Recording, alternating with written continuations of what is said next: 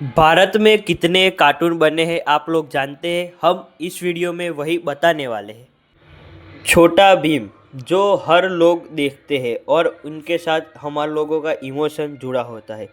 दूसरे नंबर पे आता है मोटू पतलू, जिसे हम भारत के बहुत बेहतरीन कार्टून है और वो लोटपोट जैसे पुस्तकों में भी आ चुका है। अभी हम दिखाने वाले हैं कि भारत में कितने कार्टून बने हैं, पार्ट 1 और पार्ट 2 में।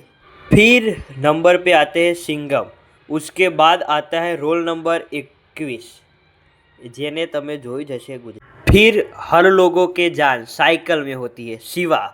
शिवा के बाद तारक मेहता, जिसका नाम है छोटा तारक मेहता का छोटा चश्मा। फिर आते हैं सेल्फ विथ बजरंगी और उसके बाद बहुत सारे कार्टून भी है और कार्टून के साथ साथ फिल्में भी बनी हुई है जो हम पार्ट 2 में दिखाएंगे। दूसरा पार्ट